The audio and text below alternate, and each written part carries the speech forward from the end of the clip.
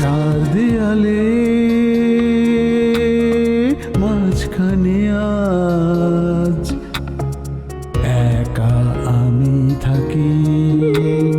চার দেয়ালে মাঝখানে আজ একাই আমি থাকি। জীবনে স্মৃতিগুলো চোখের জলে লিখি। জীবনে স্মৃতিগুলো চোখের জলে লিখি।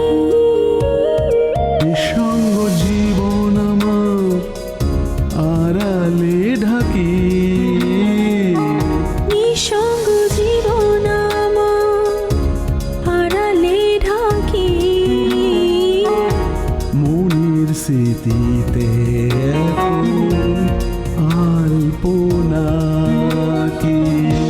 মনের স্মৃতিতে এখন আলপনা কি। মনের স্মৃতিতে এখন আলপনা কি। মনের স্মৃতিতে এখন আলপনা কি। আমার না যেতে ইচ্ছে করছে না। যেতে তো হবেই।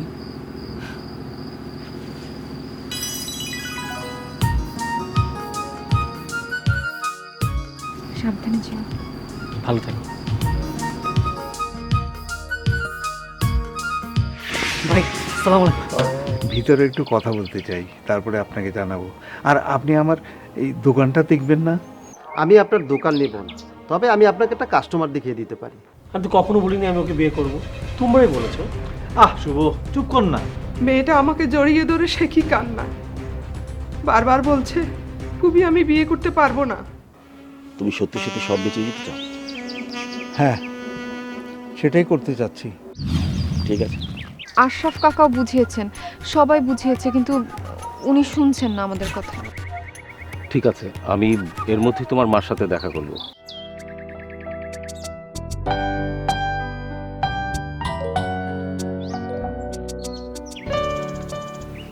আসি বৌমা। ওকে।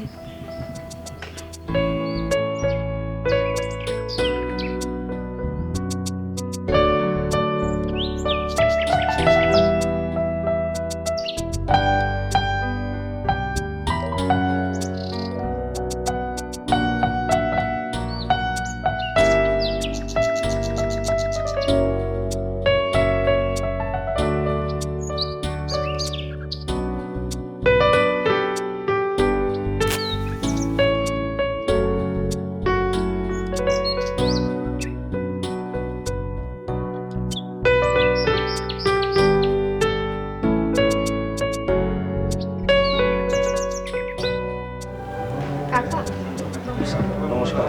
কাকা আপনার সঙ্গে কিছু কথা ছিল। তাই? আচ্ছা চল দেখি।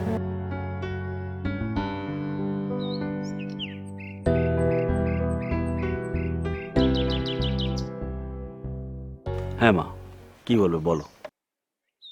কাকা, বাবা যেভাবে সবকিছু বিক্রি করার জন্য উঠে পড়ে লেগেছে, আমার খুব ভয় করছে। আর সবকিছু বিক্রি করে ইন্ডিয়া গিয়ে কি করবে বলেন? আমার বিয়ের জন্য এত কিছু করা কি ঠিক হচ্ছে? সেটা তো আমি বুঝতে পারছি, তোমার বাবা বুঝতে পারছে বলে তো মনে হচ্ছে না। আমি তাকে অনেক বুঝিয়েছি, তোমার বাবা তো আমার কথা শুনবে বলে মনে হচ্ছে না। শুনবে কাকা, আপনিই পারবেন বাবাকে থামাতে, না হলে বাবার সব সহায় সম্পত্তি পঞ্চভূতে লুটে পুটে খাবে। শেষ বয়সে তাদের পথে বসতে হবে। আর এখানে থাকলে আপনি সবসময় তাদের পাশে থাকতে পারবেন। দূরে গিয়েও আমি নিশ্চিন্তে থাকবো। এভাবে কেন বলছো মা? তুমি যত দূরেই যাও বাবা মায়ের সঙ্গে তো যোগাযোগ থাকবেই, আসবে যাবে, এইভাবেই তো চলবে, তাই না? সেটাই স্বাভাবিক, কিন্তু বিয়েটা যদি এমন কোথাও হয় যেখান থেকে আসা সম্ভব না, তাই বলছিলাম আর কি। কাকা, আপনি বাবাকে আরেকবার একটু বুঝিয়ে বলবেন? ঠিক আছে, আমি বলবো, তুমি চিন্তা করো না। আজ কল্পনা দিদির শ্বশুর এসেছিল। হরিহর বাবু আজ এতদিন পরে হঠাৎ কি মনে করে? তুমি জানো কিছু? বাবাকে জমি জমা বিক্রি করতে বারণ করতে এসেছিল, কিন্তু বাবা তার সাথে খারাপ ব্যবহার করেছে। অখিল তো অল্পতে উত্তেজিত হয়ে পড়ে, এটা তার জন্য খুব ক্ষতি। এত বছর হলো, বয়স হলো, কিন্তু ওনার রাগটা আর কমলো না। কিন্তু এখানে তো হরিহর কাকার কোনো দোষ নেই, শুধু শুধুই তার বাবার কাছে এতগুলো কথা শুনতে হলো। কাকা, আপনি দিদির কথাটাও আরেকবার একটু তুলবেন, বলবেন যে দিদি সুখে নেই। দিদির জন্য ভালো কিছু হলে আমি দূরে গিয়েও শান্তি পাবো। আর আমার মতো দিদিরও তো সব কিছুর ওপর অধিকার আছে। হ্যাঁ, তোমার দিদির প্রসঙ্গটা আমি তার কাছে তুলেছিলাম, সেই দিন সে নিমরাজি ছিল। আচ্ছা ঠিক আছে, দেখি আমি আরেকবার তার সঙ্গে ব্যাপারে কথা বলবো। কিন্তু তুমি মনে হয় হঠাৎ একটু বেশি অস্থির হয়ে উঠেছ, এত চিন্তা করছো কেন? এসব আমার আর ভালো লাগছে না কাকা, দেখতে দেখতে ক্লান্ত হয়ে গেছি। আচ্ছা ঠিক আছে, তুমি এত চিন্তা করো না, আমি তোমার বাবার সঙ্গে কথা বলবো। আমি তাহলে আজ আসি কাকা। আর আমি যে আপনাকে এসব বলেছি আপনি বাবাকে বলবেন না। আচ্ছা মা, বলবো না, যাও। নমস্কার। কল্পনা, কল্পনা, কি ব্যাপার? বাবাকে দেখছি না, কোথায় গেলেন? বাবা আমাদের বাড়িতে গেছেন। তোমাদের বাড়িতে গেছেন? বলো কি, হঠাৎ করে বাবা তোমাদের বাড়িতে গেলেন কেন? জমি জমার ব্যাপারে কথা বলতে। তাই নাকি? বেশ, তাহলে শোনো, জমি বিক্রির টাকার ভাগ এবার তুমি চাইবে, আর টাকাটা নিয়ে আমাকে দেবে, কারণ আমি তোমার কাছ থেকে টাকা পাওয়ার অধিকার রাখি। সেদিন যদি আমি তোমাকে না বাঁচাতাম, তাহলে এতদিন পুকুরে ডুবে মরে পচে থাকতে। আমার বাবা যেন জমি জমা বিক্রি না করেন, সেটার জন্যই বাবা কথা বলতে গেছে। কেন? আশ্চর্য, বাবার হঠাৎ করে ঘরের খেয়ে বোনের মোষ তাড়াবার ইচ্ছে হলো কেন? বাবা কি ভুলে গেছে তোমাদের বাড়িতে কি ধরনের অপমান তাকে করা হয়েছিল? উনি আমাদের ভালোর জন্যই কথা বলতে গিয়েছেন। যদি আবার অপমান করে, এবার কিন্তু আমি তোমার বাবাকে ছেড়ে কথা বলবো না। আমরা তার খাইও না, পড়িও না। অথচ তার টাকা নেওয়ার জন্য অস্থির হয়ে আছো। সেটা তোমার পাওনা টাকা, তোমার অধিকার, তার নয়। যতক্ষণ বাবা আমাকে কিছু না দিচ্ছেন, ততক্ষণ কিছুই আমার নয়। সেই জন্যই তো বারবার বলি, তোমার ভাগের টাকা তুমি দাবি করো, এটা তো অন্যায়। কি তুমি তোমার নিজের ভাগের টাকা চাইবে, এতে লজ্জার কি আছে? বাবার যখন ইচ্ছে হয় তখন আমাকে দেবে, আমি বাবার কাছে কিছু চাইতে পারবো না। ধরো,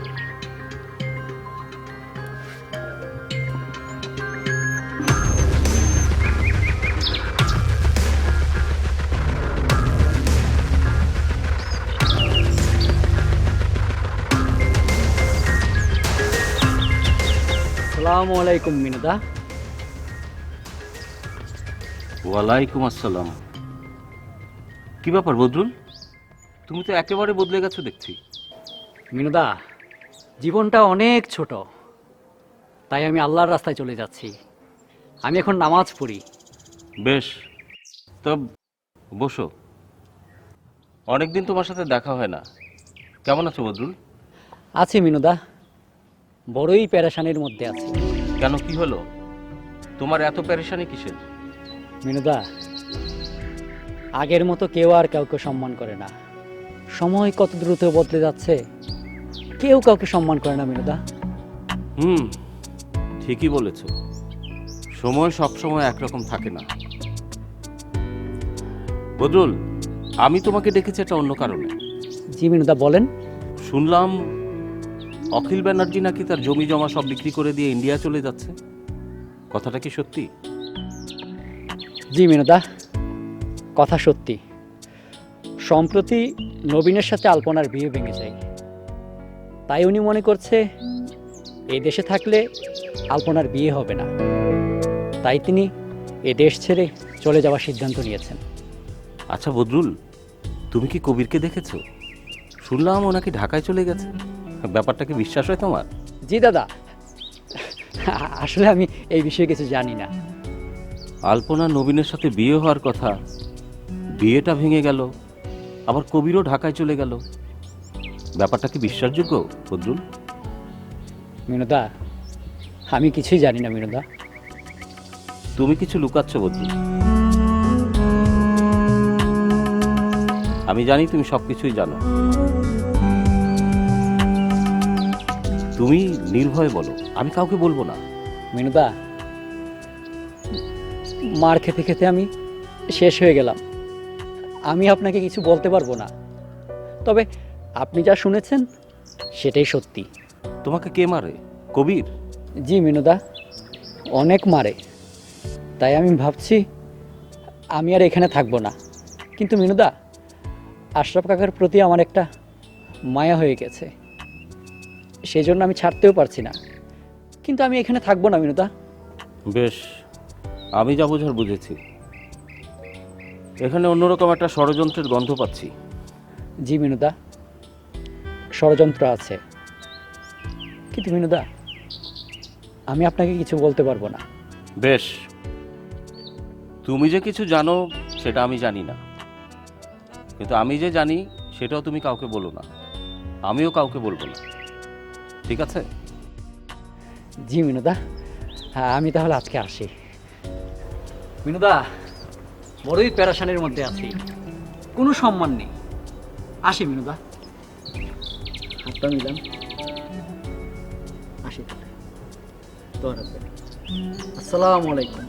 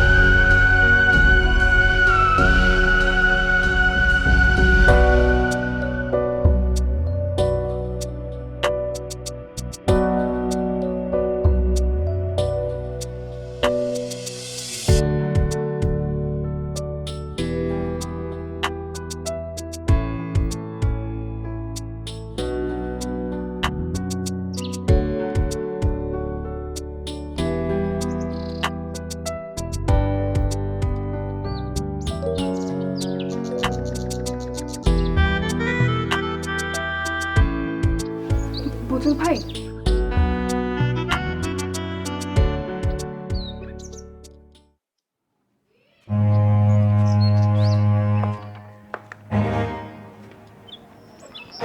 কি ব্যাপার আলপনা? বদরুল ভাই, আমার একটা কাজ করে দিতে হবে। কি কাজ বলো? চিঠিটা কবিরকে আজকের মধ্যে একটু দিয়ে আসতে হবে, এক্ষুনি। ঠিক আছে, আমি পৌঁছে দেব, কিন্তু তোমার যে আমার একটা উপকার করা লাগবে। কি উপকার? সাধ্যের মধ্যে থাকলে অবশ্যই করব। না, চাইলে তুমিই পারবে, তোমার সাধ্যের মধ্যেই আছে। কি উপকার বলেন? সেটা হলো মানে কবির ভাই আমাকে চর থাপ্পড় মারে। তুমি ওনাকে বলে দিবে আমাকে যেন চর থাপ্পড় না মারে। কবির আপনাকে চর থাপ্পড় মারে? শুধু চর থাপ্পড় না, গালে দাগ হয়ে গেছে, কিন্তু দাঁড়িয়ে আছে তো তাই দেখা যায় না। আরে আচ্ছা, আমি ওকে বলবো। আচ্ছা, আমিও পৌঁছে দেবো।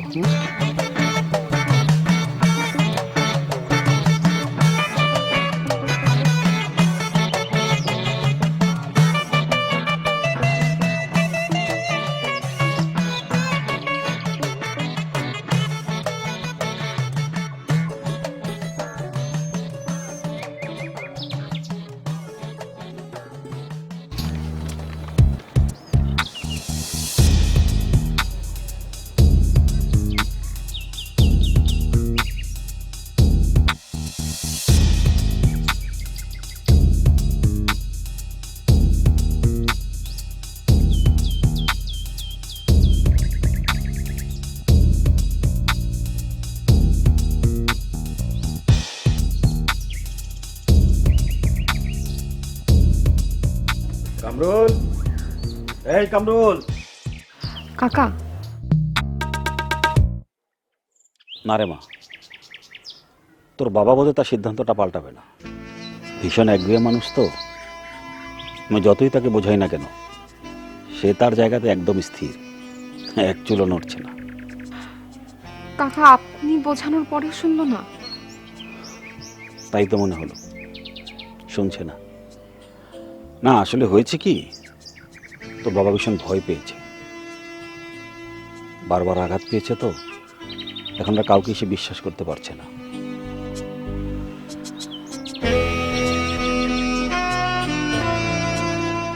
কি আর করব, চলেই যা। আপনাদের ছেড়ে এখান থেকে চলে যেতে হচ্ছে, খুব কষ্ট হচ্ছে কাকা, ক্ষমা করবেন।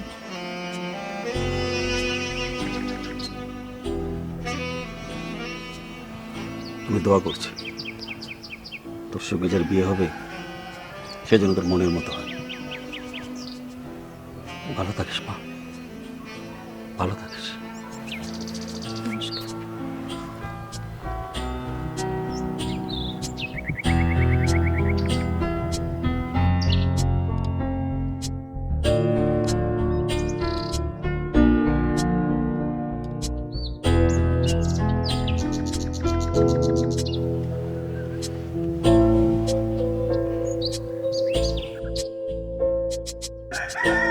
কাকা,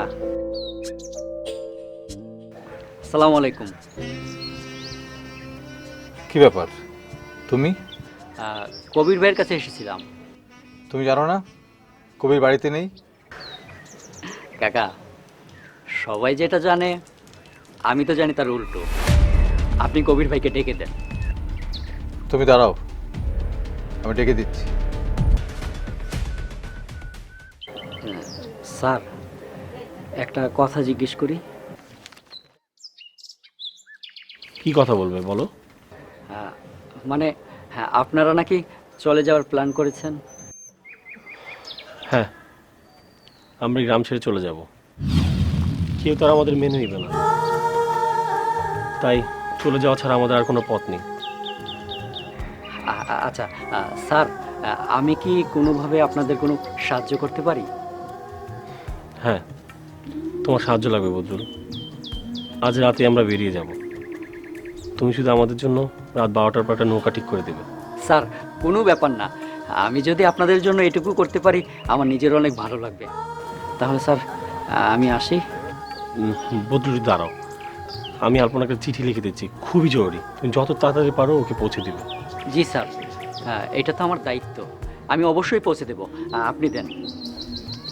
একটু অপেক্ষা করো।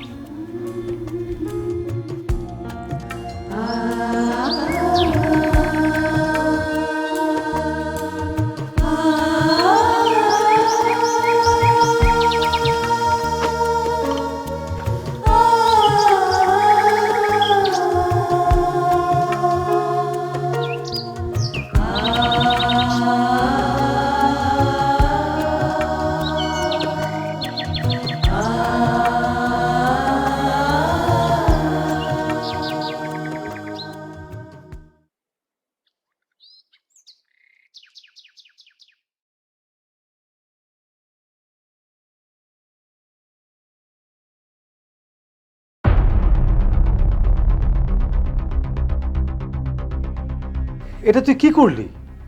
বদরুলকে এভাবে বিশ্বাস করা ঠিক হয়নি তো। ও কিছু বলবে না বাবা। ও কিছু বলবে না এটা তুই কিভাবে বলছিস? ও হলো ওই পক্ষে সাক্ষাৎ লোক, সব জানাজানি হয়ে যাবে এখন।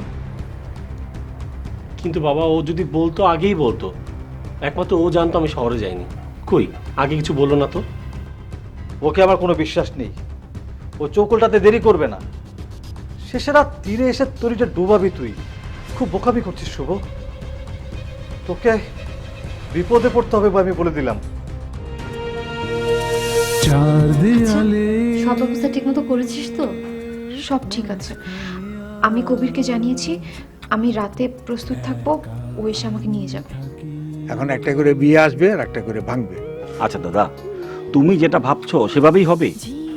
ভেবেছি এখান থেকে গিয়ে বিয়েটা করে ফেলবো। এখন এই কথা বলছিস কেন? একটা সত্যি কথা বলতো, কবিরের সাথে কি তোর দেখা হয়? কই না তো। আর তাকে কোথায় পাবো?